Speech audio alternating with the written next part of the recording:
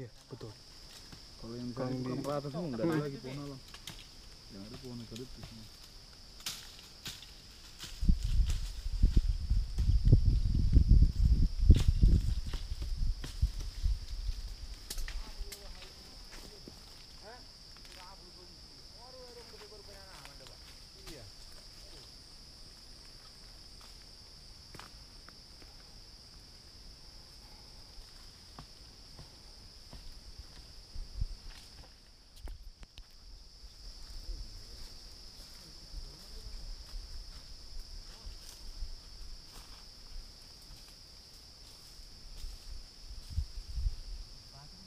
Nah, ini pesan dari masyarakat.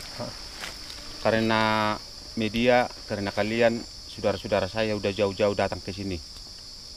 Dari media, dari Aman, dari organisasi yang lain, kami mengucapkan terima kasih. Kami mohon, tolong Kemenyan dihidupkan kembali. Tolong dikembalikan tanah masyarakat.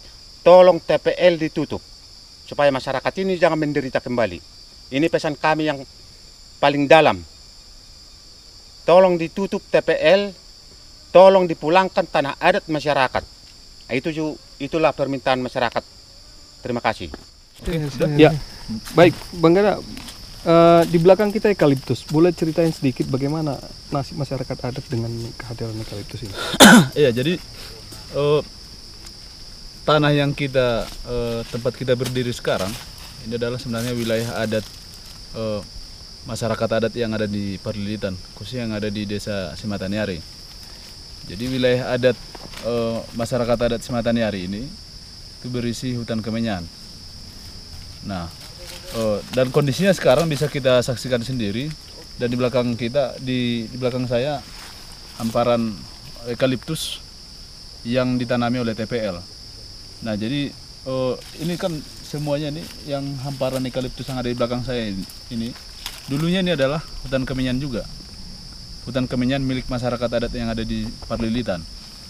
Nah, tetapi karena kehadiran konsesi PT TPL, mereka kan selama ini sering mengklaim mendapat izin dari Menteri Kehutanan seluas 188.000 lebih hektar, 188.000 hektar itu di seluruh kawasan Tapanuli di 11 kabupaten, termasuk di Humbangan Sundutan atau di Parlilitan yang tempat kita sekarang ini. Nah, jadi masyarakat adat di sini yang ada di Parlilitan, mereka sebenarnya tidak tahu bahwa tanah adat mereka itu diklaim masuk menjadi kawasan konsesi PT TPL. Dan tanpa sepengetahuan masyarakat dan tanpa seizin masyarakat, ternyata hutan adat mereka, hutan Kemenyan mereka sudah diratakan, sudah habis dibabat, dirusak oleh PT TPL melalui kontraktornya. Nah, artinya masyarakat adat yang di sini yang sehari-harinya menggantungkan hidupnya dari hasil Kemenyan, setelah munculnya hadirnya PT TPL di hutan adat mereka, artinya mata pencaharian, sumber penghidupan mereka itu otomatis dihabisi, dan akhirnya mereka terlunta-lunta. Misalnya yang sebelumnya, misalnya hamparan ini dulunya adalah hutan Kemenyan, kondisinya sekarang mereka beralih profesi. Jadi ada yang menjadi buruh harian, ada buruh harian lepas bahkan di perusahaan ini juga di TPL, dan ada buruh harian di kampung, misalnya bekerja di ladang orang atau tukang bangunan atau merantau menguji nasib di kota gitu. Nah, artinya memang nasib mereka ya tidak jelas lagi. Yang dulunya petani Kemenyan bisa hidup sejahtera dari hasil hutan Kemenyan ini. Karena misalnya kemarin sebelum diganggu oleh PT TPL, itu minimal per minggu itu penghasilan mereka Kemenyan itu minimal ada 10 kilo. Bisa kita hitung kalau 1 kilo itu harganya 150.000 sampai 180.000. Kalau misalnya 10 kilo per minggu itu artinya 1.800.000 satu minggu. Nah, tetapi setelah munculnya PT TPL di hutan adat Kemenyan mereka ini, artinya itu kan sudah musnah. Penghasilan mereka yang minimal 10 kilo per minggu itu sudah hilang, tidak ada lagi. Dan malahan mereka jadinya sekarang bahkan ada yang dikriminalisasi misalnya. Dan nasib hutan kemenyan yang ada di dekat sini juga kita hanya nunggu waktu saja, karena PT TPL akan tetap terus berupaya menghancurkan hutan alam di sini, menghancurkan hutan kemenyan yang sebenarnya sudah kritis juga dan semakin sempit sebenarnya areal pohon kemenyan. Artinya itu hanya menunggu waktu saja, menunggu kepunahannya gitu. Nah, kalau misalnya PT TPL kan selama ini alasannya untuk menebangi pohon kemenyan masyarakat kan dalam rangka clean and clear katanya, untuk menanami pohon eukaliptus. Tapi bisa kita bayangkan, kita saksikan sendiri tadi, di sekitar pohon kemenyan ada berdiri tegakan kayu, pohon-pohon alam yang bernilai mahal gitu. Misalnya ada jenis pohon sebenarnya sudah langka, misalnya ada tanaman kayu meranti, ada tanaman kayu sapinur, dan itu kalau di pasaran harganya sangat tinggi, sangat mahal. Nah, artinya bisa kita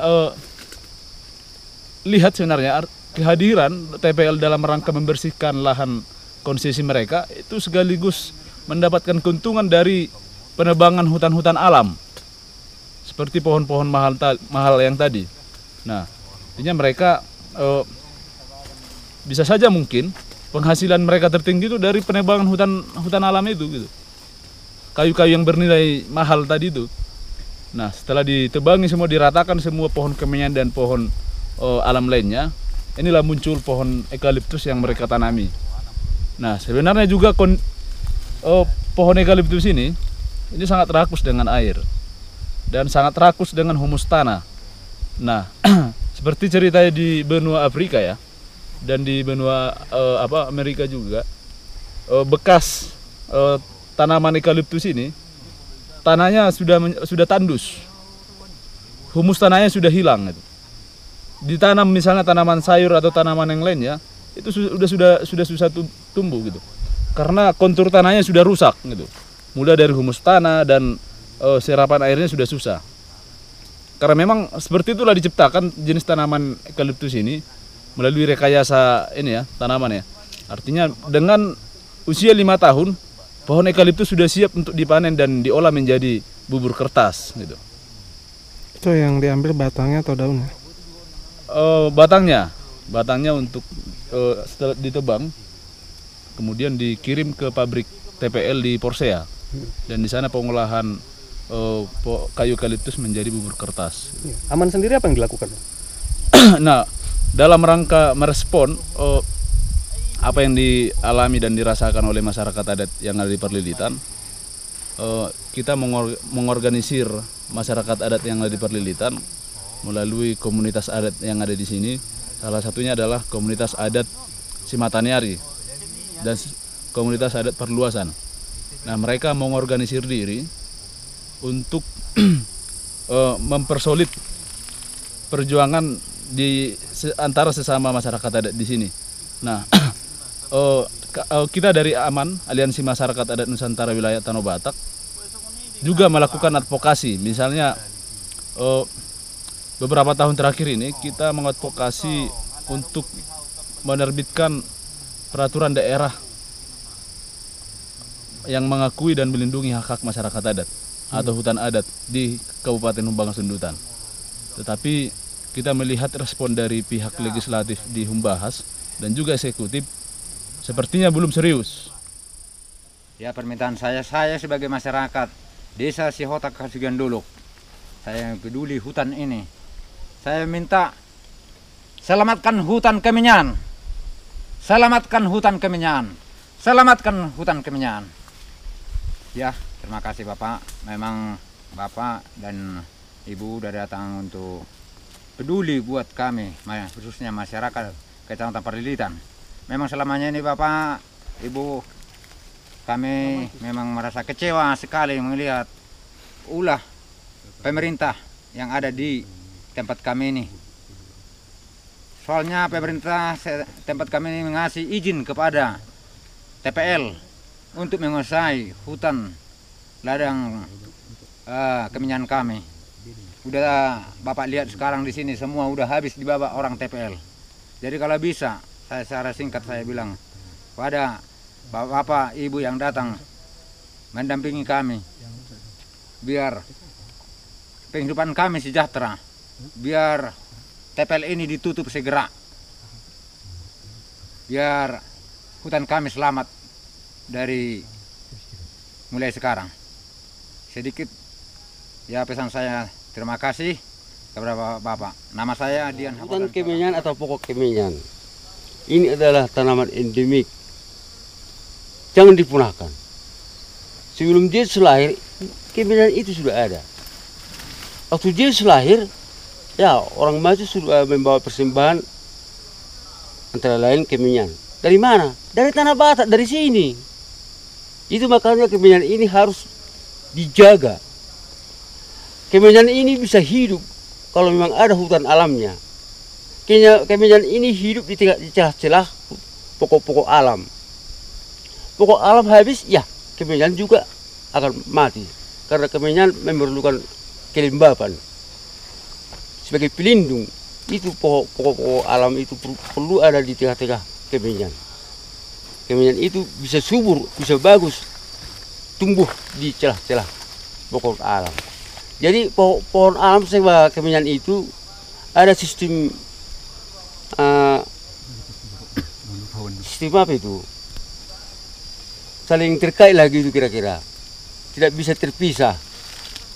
Itu makanya kita tengok di sini kan bukan bersih-bersih sama seperti pohon kebun karet, sawit, bukan kan? Itu sengaja itu supaya ada pelindungnya, supaya kemenyan ini mendapat kelembapan. Tanpa kelembapan kemenyan itu kekeringan. Jadi apa yang bisa kita keluar kalau kemenyan itu suka kekeringan? Begitulah kira-kira kalau kemenyan ini. Itulah pesan kami, supaya kemenyan ini harus dilindungi. Pemerintah mesti berpikir beberapa kali supaya kemenyan ini dilindungi. Kalau kita nggak bisa berdaya lah, kita masyarakat kecil ini, pemerintah menganggap kita tidak menjadi pemilik di bumi Indonesia ini sendiri. Kita ini dipaksa-paksa sebagai penonton di tanah sendiri, bukan menjadi tuan. Itulah sekarang persoalannya. Jadi bagaimana sebenarnya mengembalikan hak-hak masyarakat adat sepenuhnya. Kalau itu sudah kembali, kalau itu sudah dipegang oleh masyarakat, sudah benar-benar masyarakat itu sebagai pemilik, sudah benar-benar masyarakat itu sebagai masyarakat adat yang memiliki tanah leluhur yang ditinggalkan oleh leluhur kepada kita sekarang, ya ini juga akan terlindungi. Pernah ada program pemerintah, karena kalau sudah habis kena babat itu hutan, ya kita tanami kembali. Tempoh hari program SBY menanam pohon 1 miliar pohon ya. Program SBY menanam 1 juta pohon. Kapan itu bisa tumbuh? Kapan itu bisa apa? Kalau untuk yang mau kita tuju, rencanakan dekat lagi kan 5 menit lagi kan? Iya. Terus Taruhlah 10 lah. Ini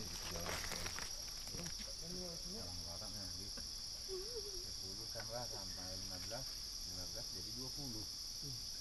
dikali 3.